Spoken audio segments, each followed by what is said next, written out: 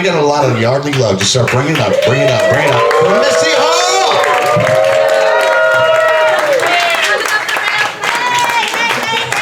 Hello, Yardley. How are you? How many of you had to have a nap before coming to a show that began at 7 p.m. because it's dark out here? Me too. Me too. I'm so happy to be here. Clap it up for all the acts you've seen so far. Yeah, very good. My name is Missy Hall, and I am a rescue wife. I have been rehomed several times. I have been. You don't have to get sad, though. You don't have to be sad, you guys. I found my forever home. I did. I did. My new husband even has one of those "Who Rescued Who" bumper stickers. And this time, I married a man a lot younger than I am. Yeah, my new husband is 13 years younger than me. You know what that means. Amazing tech support is what that means. Like, I can make all the apps on my phone stop jiggling. You know, it's awesome. It's pretty sweet. And people be like, wow, that's quite a big age difference. Does it ever make conversation awkward? And really, the only time it gets awkward is when we're talking about music. Right, because think about it, music's a time machine, isn't it? You hear a song, any song you've heard before, you are right back where you were the first time you heard it. And I was talking to him about high school, the best make-out song in the whole wide world. Total eclipse of the heart. I'm in the Milford, Delaware roller skating rink. I am couples skating with Michael Miltenberger. Once upon a time there was light in my life. Now it's only yes, 1984, right? 1984. And I'm like, babe, isn't that a sexy song? He's like, 1984? I was in my footy pajamas, watching Saturday morning cartoons. Like, we both threw up in our mouths a little bit that day. We did. I also married a very short man. My husband is only 4'11". What? I know, right here. And I got used to it fast. I know, everybody's like, what? Like, no, he really almost looks normal. It's my little pocket husband. But here's the thing, you guys, I got used to it fast, except for the day that he accidentally left the house wearing my capri jeans as regular jeans. Like, that was a bad day for both of us. And I wouldn't trade him for the world, but I do miss getting to be a little spoon, right? Like, if Bronston were to spoon me at night, I get to be all tiny, right? Like, when my husband spoons me at night, it is like putting on a little backpack to go to sleep. Like, I feel like Dora the Explorer, you know? I'm the map, yeah. And I'll never forget, you guys, the night we met the man that's now our son-in-law. It was wonderful. Oh my goodness, my daughter calls me and is like, Mom, I think I met the man that I'm gonna marry. I'm like, again?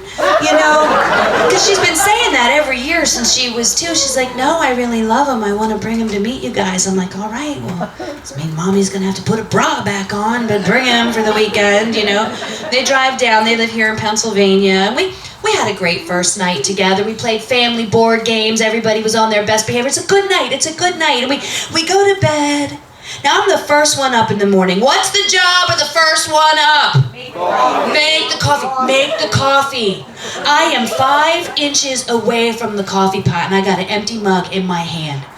And I hear this voice say, good morning, ma'am. I'm like, good morning. It's like, listen, I just want you to know that we are not having sex.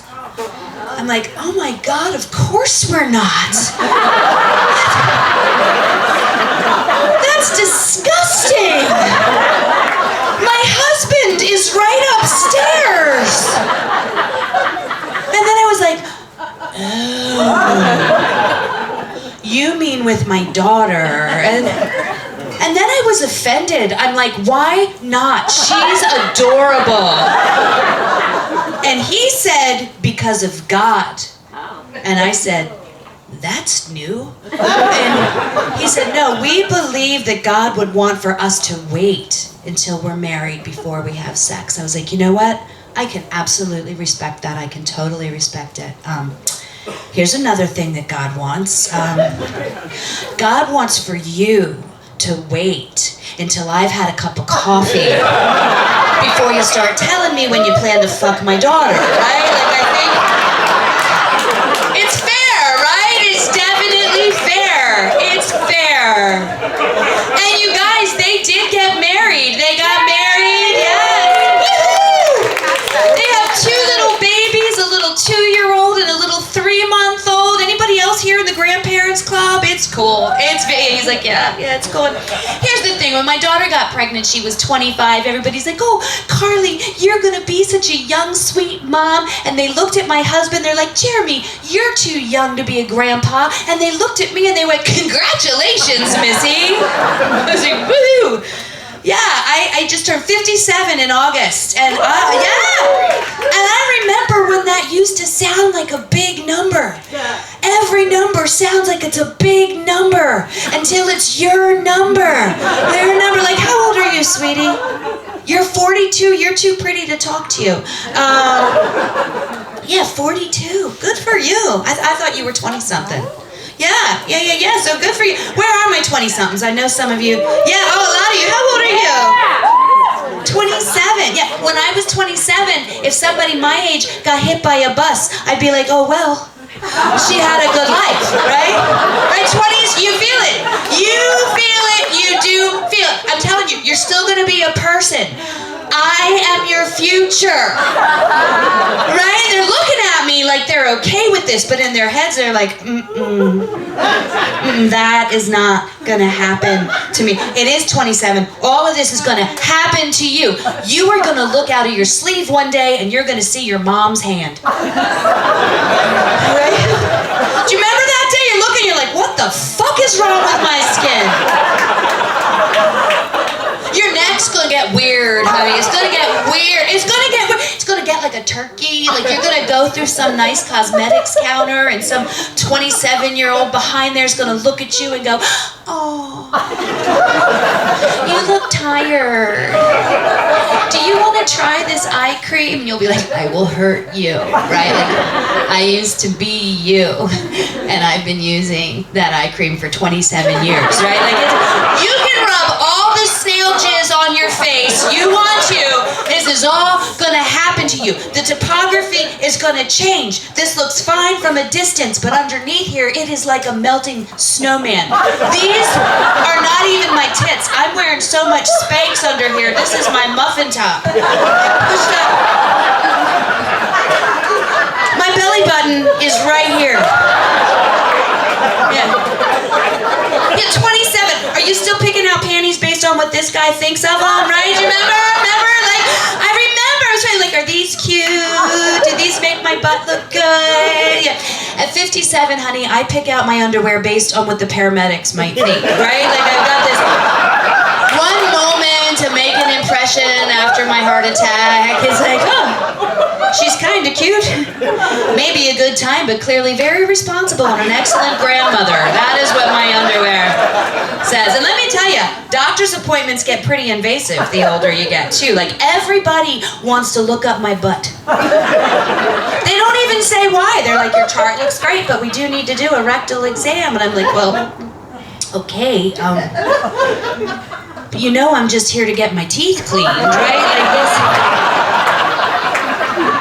this feels a little invasive. You know, gosh, after that appointment, I went home and relaxed the only way I know how, and that is by watching someone die on my TV set. I think he was talking about the true, you get into the true crime shows? Oh my God. It's the only way I can calm down, right, is to watch somebody get murdered. It makes me calm down. I don't know why. And sometimes I'll even flip through an episode if the murder's not interesting enough, right? That's the first place, too. Those true crime shows are where I first started seeing all the commercials for the transvaginal mesh lawsuits. You know, the transvaginal mesh? Nobody knows what it is or what it does, but it is falling out of women all over America. Right, there is a woman in Texas who got $7.5 million because her mesh fell out. The rest of us are playing Powerball. I'm like, get the mesh. Like, it's better. The guy on TV is like, millions of women are suffering in silence from vaginal erosion. I'm like, what? I know a lot of women. We don't suffer in silence about anything, right? Like, I'm too hot. I'm too cold. My vagina is eroding. Like, we're gonna mention it. We're gonna mention it. And you know what? I want to share with you guys just real quick. I have now just reached 1 year into survivorship from breast cancer. Yeah, thank you. I mention it because A, I'm happy to be alive, and B, I want you guys all get checked. All of you have parts. Check them. This tent, perfect place. We got good lighting, and here, everybody feel everybody up a little bit before you go. Okay? And I also like to bring it up because, you know, when you get a cancer diagnosis, you have to make a decision, and that decision is, hey, are you going to be afraid of everything? Or are you going to be afraid of nothing? And I chose nothing. And yeah, and here's how I know this to be true about myself. I no longer hover over public toilet seats. I just sit right down. And relax. You cannot scare me. I will sit on a public restroom toilet seat on the New Jersey Turnpike at 3 o'clock in the morning. All right, but I gotta tell you, so these are new. And, you know, when I first met with my surgeon, he's like, look, there's gonna be a lot to go through, radiation, but here's the thing. We're gonna get you through it. I'm like, yes. He's like, and there's a silver lining. I'm like, what's the silver lining? He's like, we are gonna give you the breasts of a 22-year-old. He's like, she is gonna be really pissed. I'm like, is she here, right? Like, can I talk to her? Maybe get her a Starbucks gift card or something? You know, so these are the new ones, and I don't care what they look like. I don't care at all, but I do want to tell you, my nipples are crooked. Like this one looking at you, right? This one over there at you, sir. This one, and I don't care. But a month ago, when I had to go in for my post-op checkup, the surgeon's like, everything looks great. There's no evidence of disease. You're healing up nicely now. I don't know if you noticed, but your nipples are crooked. I'm like, Doc, I don't care that my nipples are crooked. I don't, but I think it's adorable that you think there is a woman alive who wouldn't notice that her nipples are crooked, right? I notice, and I look in the mirror, it is like looking into the eyes of Forrest Whitaker, right? Forrest Whitaker, right here. Right here. But ladies, what is our least favorite doctor's appointment? The gynecologist, for sure, the gynecologist. Just out of curiosity, has any woman in this tent ever made it close enough to the end of the table on the first scoot down? No, the men look concerned. You're gonna be fine. You're gonna be fine. Watch the women. I speak the truth. No woman in the history of gynecology has ever made it close enough to the end of the table on the first scoot down. It's like, scoot down. Nope, a little bit more. Scoot down. I'm like, are you sure? I feel like I stuck the landing. I feel like I stuck it. He's like, no, scoot down. I'm like, dude, my hoo-ha is on your face. He's like, perfect. I'm like, you are sitting on a stool with wheels. You scoot up, right? I can't believe I got a pedicure for this shit. And you get a pedicure, you shave your legs, they make this a little fancy. Not day of, because you don't want to look like you got fancy just for the appointment, right? You want to look like, I just roll like this, baby. I just roll.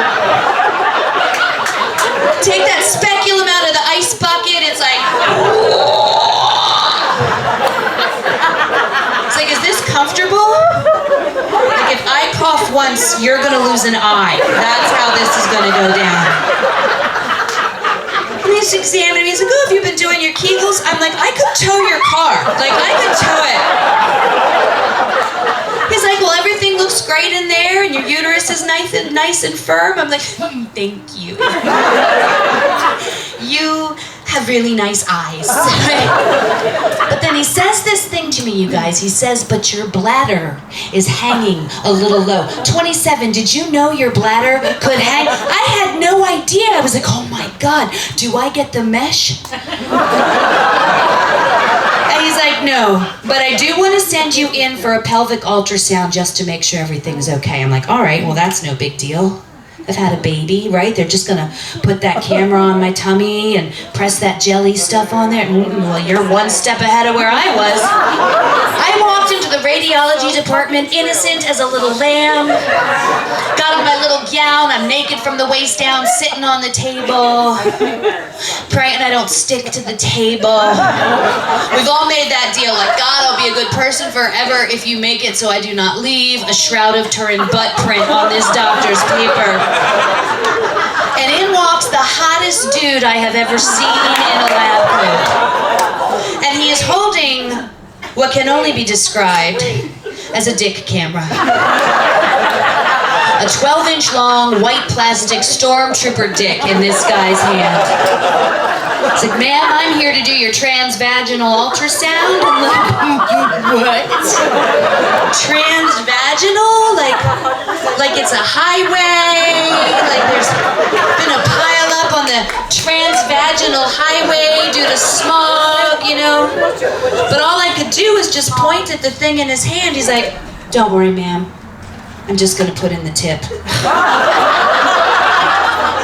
Well, we've heard that before. Just the tip, just for a minute. Then he looks me in the eye and he puts a condom on this thing. And not a special for medical use only condom. No, like a regular Trojan's prom condom in this guy's pocket. And I'm like, is my insurance gonna cover this? But then he asks me a question, you guys, and herein lies the moral and ethical dilemma. He says, would you like me to put this in? Or would you like to do it yourself? How do you answer that question? Nobody's ever asked me if I want to do my own medical test before, right? Shouldn't I get to practice with like a tongue depressor or one of those things you put into your ear before you hand me this? And you guys, what is the polite thing to say? If I'm like, oh no, baby, you do. I'm a whore, right? If I grab it from him, still a whore. What do you do, people? What do you do? Clap it up if you would do it yourself. Yeah. Clap it up if you would let him do it. Yeah, I paid a copay. I let him do it. I let him do it 5 times. And it was awesome. You guys